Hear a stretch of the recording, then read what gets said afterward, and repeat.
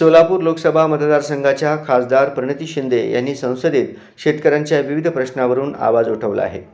शेतकऱ्यांच्या उपयोगात येणाऱ्या उपकरणावरील GST टॅक्स रद्द करावा किंवा शेतकऱ्यांना मिळणाऱ्या पंतप्रधान किसान सन्मान योजनेतील रक्कम वाढवावी अशी मागणी सोलापूर लोकसभा मतदारसंघाच्या नूतन खासदार प्रणिती शिंदे यांनी संसदेत केली आहे.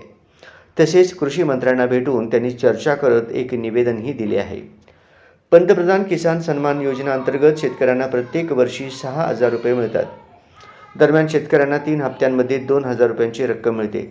मात्र शेतकऱ्यांच्या टूथपेस्टचा आणि साबणाचा खर्चसुद्धा या रकमेपेक्षा जास्त असतो.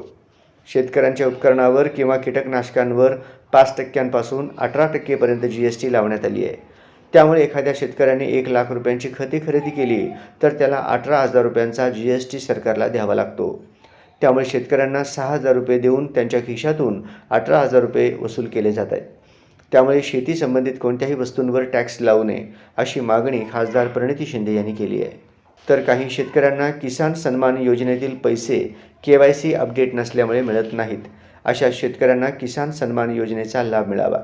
त्याबरोबरच पीक विमा योजनामध्ये प्रत्येक पिकाला पीक विमा योजनेत विमा देण्यात यावा अशी मागणी करण्यात आली आहे. तर विमा कंपनीकडून रक्कम देण्यास टाळाटाळ करणाऱ्या कंपन्यांवर कारवाई करण्यात यावी अशी मागणी देखील खासदार प्रणिती शिंदे यांनी केली आहे. दरम्यान प्रणिती शिंदे यांनी लोकसभा निवडणुकीपूर्वी केंद्र सरकारने केलेल्या कांदा निर्यात बंदीवरून देखील केंद्र सरकारवर टीका केली. आज देखील केंद्र सरकार आंध्र प्रदेश आणि बिहारला विशेष पॅकेज देऊन महाराष्ट्रासहित इतर राज्यावर अन्याय केला असून भाजपाला महाराष्ट्रातील झालेला पराभव पचनी पडला नसल्याचा टोलाही त्यांनी यावेळी लगावला आहे.